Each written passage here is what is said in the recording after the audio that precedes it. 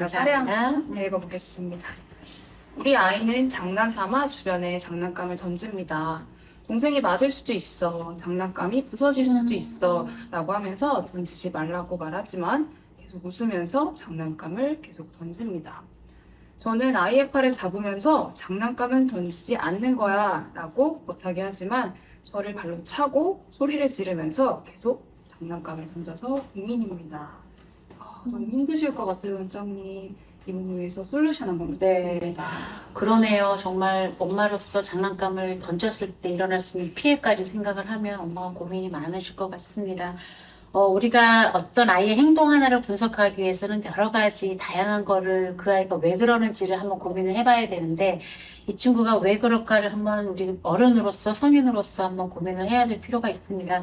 장난감을 아이들이 던지는 이유는 몇 개가 좀 있는데, 아이들의 발달적 특성을 고려하면서 나이가 어릴수록 던지는 경우도 있고요. 또 하나는 내가 장난감을 던졌을 때 다른 사람의 반응을 보고자 장난감을 던지는 그런 경우도 있습니다. 그리고 아이가 이제 장난감을 던지고 싶은데, 그 던지고 싶은 욕구를 제지당했을 때 거기에서 나타날 수 있는 속상한 마음을 공격적으로 엄마를 발로 찬다던가 하는 그런 공격적인 걸로 나타날 수가 있고요. 또 하나는 아이가 자신의 행동이 주변 사람들에게 어떤 영향을 주는지 잘 모르고 그냥 하는 경우가 있습니다. 그러니까 그거는 곧 사회적 규범과 가치 형성이 아직 되지 않았기 때문에 그런 경우가 나타날 수 있고요. 그리고 단순히 어린 연령일 경우에 던지는 행위가 재밌기 때문에 그냥 던지는 경우도 종종 발생하기도 합니다. 네.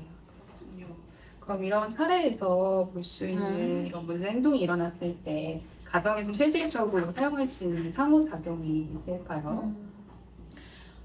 그 장난감을 던지는 행위 같은 경우에는 다른 사람에게 피해를 줄 수 있고 또 아이도 위험해질 수 있는 상황이 되기 때문에 이런 상황이 발생되면 부모님은 즉각적으로 반응을 하시는 것이 가장 중요합니다.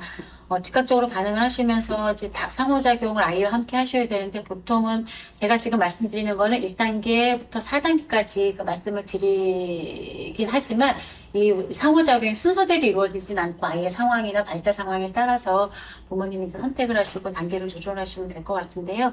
가장 중요한 건 아이의 마음을 감정을 먼저 반영해주고 읽어주는 것이 가장 그 아이의 행동을 감소시킬 수 있는 가장 첫 단계라고 할 수 있습니다.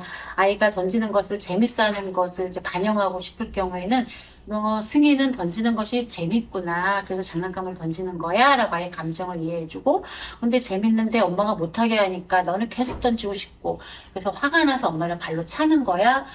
그래 네 마음이 그랬구나. 라고 이제 마음을 읽어주시는 것이 중요합니다. 그런데 읽어주는 걸로 끝나면 아이는 계속 근데 계속 장난감을 던져도 되나? 이런 생각을 할 수가 있기 때문에 다른 사람의 입장을 또 설명해 주시는 것도 중요한 하나의 단계라고 볼 수가 있어요. 네가 던진 장난감을 맞으면 동생이 아파. 그래서 장난감을 안 던졌으면 좋겠어. 던지지 말아야 되라고 얘기해 주는 것도 중요하고 네가 소중하게 생각하는 장난감을 네가 던졌을 때 그 장난감이 망가지면 너는 또 그 장난감을 가지고 놀지 못하니까 속상하겠지라고 이야기해 주시는 것도 중요합니다. 근데 아이의 감정을 반영하고 그 장난감을 던졌을 때 나타날 수 있는 입장을 설명해 주신 다음에 거기서 그친다면 아이는 행동 수정이 되지 않겠죠. 한 단계 더 나아가서 우리가 반드시 거쳐야 될 그 단계로는 그것이 왜 안 되는지를 허용되지 않는지를 분명하게 아이에게 메시지를 전달해 주시는 게 중요합니다.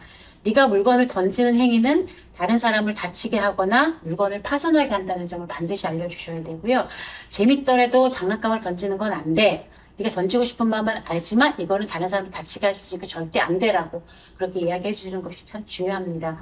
그리고 마지막 단계로 우리가 이야기할 수 있는 것 같은 경우에는 그냥 무조건 아이를 그 놀이를 못하게 하는 것이 아니라 거기 대안 놀이를 제시해 주는 것도 아이가 그 행동을 감소시키게 하는 게 되게 중요한 중요한 노력 중에 하나거든요.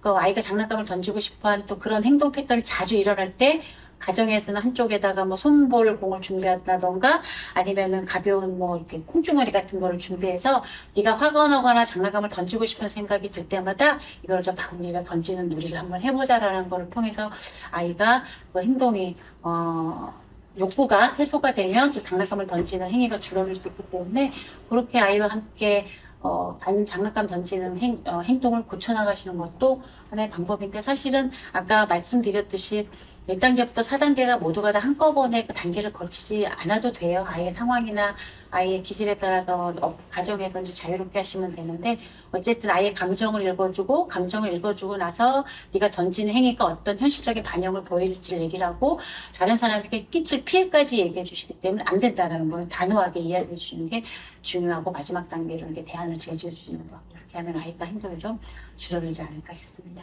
네. 감사합니다. 네. 가정에서 실질적으로 사용할 수 있는 상호작용들과 또 대안 놀이들까지 소중한 의견 감사합니다. 네, 고맙습니다.